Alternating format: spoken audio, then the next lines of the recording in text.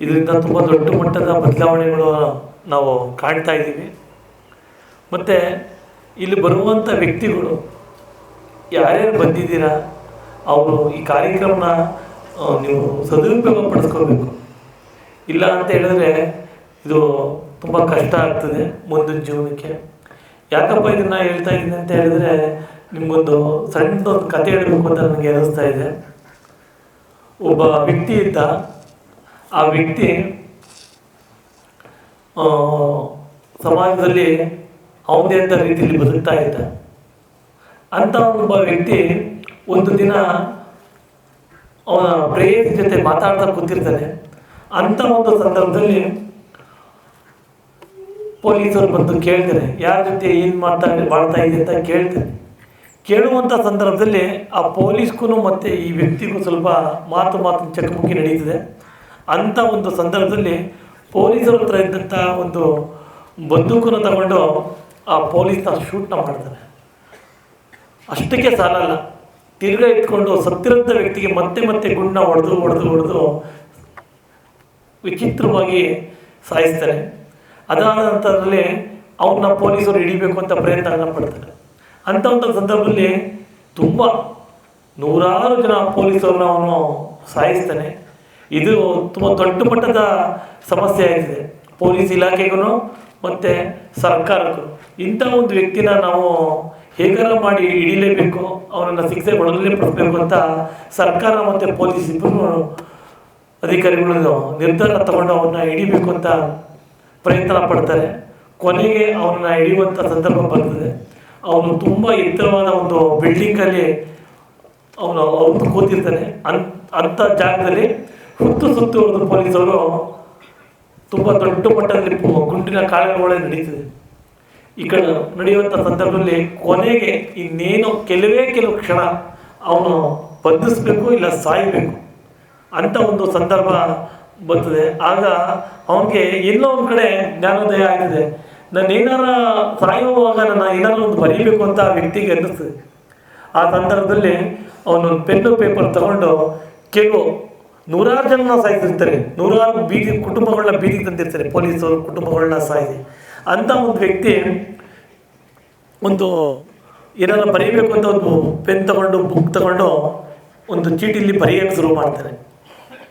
ಆ ವ್ಯಕ್ತಿ ನೂರಾರು ಜನನ ಕೊಂದು ಸರ್ಕಾರಕ್ಕೆ, ಸಮಾಜಕ್ಕೆ ತುಂಬ ದೊಡ್ಡ ಮಟ್ಟದ ಅನ್ಯಾಯ ಮಾಡಿದಂಥ ವ್ಯಕ್ತಿ ಅವನು ಸಾಯುವಂಥ ಸಂದರ್ಭದಲ್ಲಿ ಏನಂತ ಬರೀಬೋದು? ಅಂಥ ವ್ಯಕ್ತಿ ಕೊನೆಗೆ ಅವನ್ನ ಅರೆಸ್ಟ್ ಮಾಡ್ತಾರೆ, ಅವನ್ನ ನೇಣಿಗಾಕಬೇಕು ಅಂತ ತೀರ್ಮಾನ ಮಾಡ್ತಾರೆ. ಆಗ ಅವನ ಒಂದು ಚೀಟಿಲಿ ಬರ್ಕೊಂಡಿರ್ತಾನೆ, ನಾನು ಹಾಕಿರುವಂಥ ಕೋರ್ಟೊಳಗೆ ಒಂದು ಪುಟ್ಟ ಹೃದಯ ಇದೆ, ಆ ಪುಟ್ಟ ಹೃದಯ ಇಲ್ಲಿ ತನಕ ಯಾರಿಗೂ ಸಣ್ಣದಾಗೂ ನೋವನ್ನ ಉಂಟು ಮಾಡಿಲ್ಲ ಅಂತ. ನನ್ನ ಕೋರ್ಟೊಳಗೆ ಒಂದು ಪುಟ್ಟ ಹೃದಯ ಇದೆ, ಆ ಹೃದಯ ತುಂಬ ತಾಯಿ ಹೃದಯ, ಇದು ಯಾರಿಗೂ ಇಲ್ಲಿ ತನಕ ಒಂದು ಸಣ್ಣದಾಗೂ ನೋವನ್ನ ಉಂಟು ಮಾಡಿಲ್ಲ ಅಂತ. ಸರಿನಾ ಬರ್ಕೊಂಡಿರೋದು? ಸರಿನಾ? ಏನೋ ಕೇಳ್ತಿರೋದು ಯಾರನ್ನ? ನಾನು ಕೇಳ್ತಿರೋದು ಯಾರನ್ನ ಅಂದೆ. ಏನು ಹೇಳಿ? ಹ್ಞೂ ಇಲ್ಲ ಅಂತ ಹೇಳಿ. ಸರಿಯಾ ತಪ್ಪು. ಅದೇ ಥರ ನಮ್ಮ ತಪ್ಪುಗಳು ನಾವೇನೇ ಮಾಡಿದ್ರು ನಮ್ಗೆ ಅರ್ಥ ಆಗಲ್ಲ. ಆ ತಪ್ಪನ್ನ ನಾವು ಗುರುತಿಸಿ ಅದನ್ನು ತಿದ್ದುವಂಥ ಕೆಲಸಗಳನ್ನು ನಾವು ಮಾಡಬೇಕು. ಎಷ್ಟೋ ಸರಿ ನಾವು ಕುಡ್ಕೊಂಡು ನಮ್ಮ ಮನೆಗೆ ಬಂದಾಗ ಈ ಥರ ತಪ್ಪನ್ನ ತುಂಬ ಮಾಡಿದ್ದೀವಿ. ಅವನೇ ಪುಣ್ಯಾತ್ಮ, ಒಂದೇ ಸರಿ ಗುಂಡು ಹೊಡೆದು ಎಲ್ಲರೂ ಸಾಯಿಸ್ಬಿಟ್ಟ. ಆದರೆ ನಾವು ಪ್ರತಿದಿನ ಪ್ರತಿ ಕ್ಷಣ ಸಾಯಿಸ್ತೀವಿ ಮನೇಲಿರೋರನ್ನ. ನಮ್ಮ ಹೆಂಡತಿ, ಮಕ್ಕಳು, ತಂದೆ, ತಾಯಿ, ಬಂಧು ಬಳಗ, ವ್ಯಾಪಾರ ಮಾಡಿ ನಾವು ಎಲ್ಲೆಲ್ಲಿ ಇರ್ತೀವಿ ಅಲ್ಲೆಲ್ಲ ಈ ಥರ ನಾವು ಮಾಡ್ತಾ ಇರ್ತೀವಿ.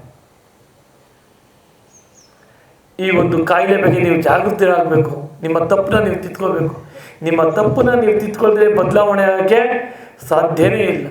ದಯವಿಟ್ಟು ಇಲ್ಲಿ ಪ್ರತಿಯೊಂದನ್ನು ಗಮನಿಸಿ. ನಿಮ್ಮ ಜೀವನದಲ್ಲಿ ಆಗ್ತಿರುವಂಥ ಪ್ರತಿಯೊಂದು ವಿಷಯಗಳನ್ನ ನೀವು ಗಮನಿಸಿ. ನಿಮ್ಮ ತಪ್ಪನ್ನ ನೀವು ತಿದ್ಕೊಂಡ್ರೆ ನಿಮ್ಮಂಥ ಅದ್ಭುತವಾದ ವ್ಯಕ್ತಿಗಳು ಪ್ರಪಂಚದಲ್ಲಿ ಯಾರೂ ಇಲ್ಲ.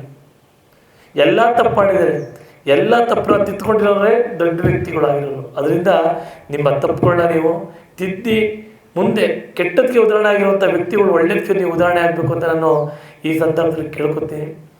ಜೊತೆಗೆ ಈ ಸಂಸ್ಥೆನ ನಾವು ನಿರಂತರವಾಗಿ ನಡೆಸ್ಕೊಂಡು ಈ ಕಾರ್ಯಕ್ರಮಗಳನ್ನ ಮಾಡ್ಕೊಂಡು ಬರ್ತಾ ಇದ್ದೀವಿ. ನಿಜವಾಗ್ಲೂ ಇಲ್ಲಿ ತುಂಬ ದೊಡ್ಡ ಮಟ್ಟದ ಬದಲಾವಣೆಗಳಾಗ್ತಾ ಇದೆ. ಅದಕ್ಕೆ ನಿಮಗೆ ಸಾವಿರಾರು ಉದಾಹರಣೆಗಳು ಸಿಗ್ತದೆ. ಅಂಥ ಒಂದು ಉದಾಹರಣೆಗಳು ಕಣ್ಮುಂದೆ ಕಾಣ್ತಾ ಇದೆ. ಅದಕ್ಕೆ ನಾನು ಕಾರಣ ಆಗಿದ್ದೀನಿ. ಮತ್ತು ಇಲ್ಲಿ ಕೆಲಸ ಮಾಡ್ತಿರುವಂಥ ಸಿಬ್ಬಂದಿಗಳು ಇಲ್ಲಿ ಕೃತಮುಕ್ತವಾದ ಜೀವನ ಅವರು ನಡೆಸ್ತಾ ಇದ್ದಾರೆ. ಮತ್ತು ಈ ಒಂದು ಅವಕಾಶಗಳು ಯಾರೂ ತಪ್ಪಿಸ್ಕೋಬಾರ್ದು. ಇನ್ನೊಂದು ವಿಷಯ ನಾನು ನಿಮ್ಮ ಹತ್ರ ಹೇಳಲೇಬೇಕು. ಇಲ್ಲಿ ನಮ್ಮ ಸಂಸ್ಥೆನ ನಾವು ಕಟ್ತಿರುವಂಥ ಸಂದರ್ಭದಲ್ಲಿ ನಿಜವಾದ ನಡೆದಂಥ ಘಟನೆ ಇದು. ಒಬ್ಬ ವ್ಯಕ್ತಿ ಇಲ್ಲಿ ದೊಡ್ಡ ಕೋಟ್ಯಾಧಿಪತಿ, ತುಂಬ ಅನುಕೂಲಸ್ಥರು, ಅವನಿಗೆ ಒಬ್ಬನೇ ಮಗ. ಅಂಥ ಒಬ್ಬ ಮಗನ ತುಂಬ ಪ್ರೀತಿಯಿಂದ ಅವ್ರ ತಂದೆ ಸಾಕಿದ್ರು. ಅವನು ಏನೇನು ಕೇಳ್ತಾರೆ ಅದನ್ನೆಲ್ಲ ಅವ್ರು ಕೊಡಿಸ್ತಾ ಬರ್ತಾ ಹೋದರು. ಅದೇ ಥರ ಮಗನು ಚೆನ್ನಾಗಿ ಅದನ್ನು ಉಪಯೋಗಿಸ್ಕೊಂಡು ಚೆನ್ನಾಗಿ ಓದ್ಕೊಂಡು ಒಳ್ಳೆಯ ಜೀವನನ ಮಾಡ್ತಾ ಇದ್ರು. ಕಾರಣ ಬೆಳೀತಾ ಹುಡುಗ ದೊಡ್ಡವನಾದ ಅಂತ ಸಂದರ್ಭದಲ್ಲಿ ಒಂದು ಹುಡುಗಿನ ತುಂಬ ಇಷ್ಟಪಟ್ಟು ಪ್ರೀತಿ ಮಾಡ್ತಾನೆ. ಅದು ಬೇರೆ ಅಂತರ್ಜಾತಿ ಆಗಿರೋದ್ರಿಂದ ಮನೆಯಲ್ಲಿ ಅದು ವಿರೋಧನೂ ಆಗ್ತದೆ. ಅಂಥ ಒಂದು ಸಂದರ್ಭದಲ್ಲಿ ಇಬ್ಬರು ಮನೆಯಲ್ಲಿ ವಿರೋಧ ಇದ್ರೂ ಆ ಹುಡುಗ ತಾನು ಪ್ರೀತಿಸಿದ ಹುಡುಗಿನೇ ಮದುವೆ ಆಗಬೇಕು ಅಂತ ತೀರ್ಮಾನ ಮಾಡಿ ಮದುವೆ ಆಗ್ತಾನೆ. ಅದಾದ ನಂತರದಲ್ಲಿ ಸ್ವಲ್ಪ ದಿನಗಳಲ್ಲೇ ಅವನಿಗೆ ಒಂದು ಮುದ್ದಾದ ಗಂಡುಮಗನು ಹುಡ್ತದೆ. ಅದಾದ ನಂತರದಲ್ಲಿ ಹೀಗೆ ಇದ್ದಾಗ ಆದರೆ ಅವನ ಜೀವನ ನಡೆಸೋಕ್ಕೆ ಸಮಾಜಕ್ಕೆ ಮತ್ತು ತನ್ನ ಕುಟುಂಬಕ್ಕೆ ಗೊತ್ತಾಗ್ತಾನೆ ತಂದೆ ಎಲ್ಲ ರೀತಿಯೂ ಅವನ ಮಗನಿಗೆ ಸಹಾಯ ಮಾಡಿರ್ತಾನೆ. ನನ್ನ ಮಗ ಚೆನ್ನಾಗಿರಬೇಕು, ನನ್ನ ಮಗ ಒಳ್ಳೆ ರೀತಿ ಬಾಳಬೇಕು, ಬದುಕಬೇಕು, ಅವ್ನಿಗೆ ಯಾವುದೇ ಥರ ತೊಂದರೆ ಆಗಬಾರ್ದು ಅಂತ ಅವ್ರ ಅಪ್ಪನ ಉದ್ದೇಶ ಇಷ್ಟೇ. ನನ್ನ ಮಗ ತಪ್ಪು ಮಾಡೋನೆ, ಒಳ್ಳೆಯದೇ ಕೆಟ್ಟದ್ದು ಗೊತ್ತಿಲ್ಲ, ಆದರೆ ನನ್ನ ಮಗ ಚೆನ್ನಾಗಿರಬೇಕು ಅನ್ನೋ ಉದ್ದೇಶ ಇರ್ತದೆ. ಇದೇ ಥರ ಉದ್ದೇಶ ಇದ್ದಾಗ ಸ್ವಲ್ಪ ದಿನ ಆದಮೇಲೆ ಕೆಲವು ಕಾರಣಾಂತರದಿಂದ ಅವ್ರನ್ನ ನಮ್ಮ ರಿಹ್ಯಾಬಿಲಿಟೇಷನ್ಗೆ ಕರ್ಕೊಂಡು ಬರ್ತಾರೆ. ನಾವು ಆ ಹುಡುಗನ್ನ ತುಂಬ ಚೆನ್ನಾಗಿದ್ದ ಹುಡುಗ, ಮದುವೆ ಆಗಿ ಏನೊಂದು 1.5 ವರ್ಷ 2 ವರ್ಷ ಆಗಿತ್ತು ಅಷ್ಟೇ. ಅಂಥ ಹುಡುಗನ ನಾವು ಅಡ್ಮಿಷನ್ ಮಾಡ್ಕೊಂಡ್ವಿ. ಸಮಸ್ಯೆ ಏನು ಅಂತ ಕೇಳಿದ್ವಿ. ಸಮಸ್ಯೆ ಅಂತ ಕೇಳಿದಾಗ ಅವನು ಕೆಲವು ಡ್ರಗ್ ಇಂಜೆಕ್ಷನ್ಗಳನ್ನ ಇಂಜೆಕ್ಟ್ ಮಾಡ್ಕೊತಾ ಇದ್ದಂತೆ. ಅದು ಇಂಜೆಕ್ಷನ್ ತಗೊಳ್ಳೋದ್ರಿಂದ ಕುಡ್ತಾದ್ರೆ ಕಂಡುಹಿಡಿಬೋದು, ಆದರೆ ಇಂಜೆಕ್ಷನ್ ತಗೊಳ್ಳೋರನ್ನ ಕಂಡುಹಿಡಿಯೋಕ್ಕಾಗಲ್ಲ. ಅವರೇ ಆದಂಥ ಲೋಕದಲ್ಲಿ ಇರ್ತದೆ. ಮತ್ತು ಅದು ಯಾವುದೇ ಥರದ ಒಂದು ಸ್ಮೆಲ್ಲಾಗಲಿ ಮತ್ತೊಂದಾಗಲಿ ಮಗದೊಂದಾಗಲಿ ಬರಲ್ಲ. ತುಂಬ ಕಷ್ಟ ಅದನ್ನ ಕಂಡುಹಿಡಿಯೋಕ್ಕೆ, ಅದನ್ನ ಗ್ರಹಿಸೋಕ್ಕೆ ತುಂಬ ಕಷ್ಟ. ಅವ್ರ ಮನೆಯಲ್ಲೂ ಗೊತ್ತಾಗಿರಲಿಲ್ಲ.